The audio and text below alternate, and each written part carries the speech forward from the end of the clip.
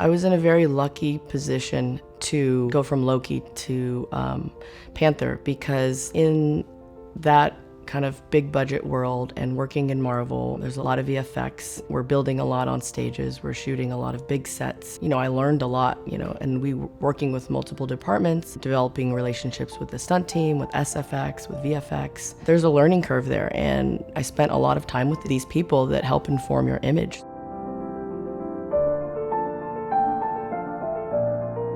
It was very easy to come into this project and feel like family. Rachel Morrison's a good friend of mine, and she shot the first one, and she knew that that would be a good fit. She unfortunately was unable to shoot it, but when she found out her schedule conflicted, she texted me and mentioned Ryan would like to talk to me, and I had yet to meet him. So one of our first calls was just getting to know each other. We're both from the Bay Area. He feels like someone I've known for a long time. So that was really easy. The friendship, I feel like, happened fast. Ryan he's such a brilliant director because he makes films with everyone and for everyone. The way in which he directs is so genuine, and everyone feels connected to him, which I think shows in his work. So when we were framing things up, or when I had to work with VFX or stunts, everybody was very aware of the fact that how can we best do this so that it's all in camera, and that we can make it look the best it can, and it can be as real as it can.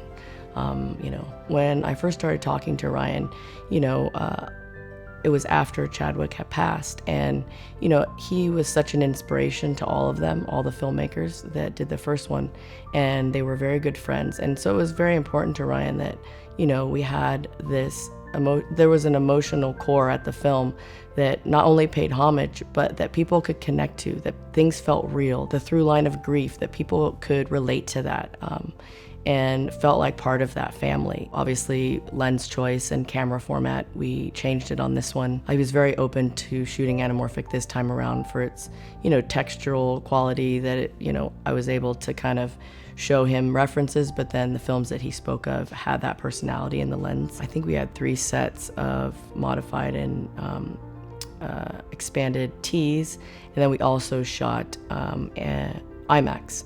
And so for our IMAX sequences, I took a set of 1:3 anamorphics for those sequences. So it was very important to me when I did that, because I wanted there to still have some anamorphic quality to the lensing. And then we also had a lot of underwater work. And we decided to shoot that 2 times anamorphic. So I had an underwater set that we modified for close focus and stuff, in talking to my underwater DP and what would work for us with some of that stuff we were shooting. So my team and I, we work very hard, and I think I work with people that take their jobs very seriously and are at the highest level in their craft, and I'm always honored to work with them on whatever budget it is. Crew and the family that I made on Panther, the relationship that I have now with Ryan, I learned so much from him. He's so inspiring, and to be able to do such a long project and be there every day with him and execute that type of film, to be able to go on that journey with that group of people, I was very proud of what we all accomplished. And the response so far has been great, so that's very rewarding for me. So I think the relationships I made were kind of what I'm most proud of, and that people are responding to the work.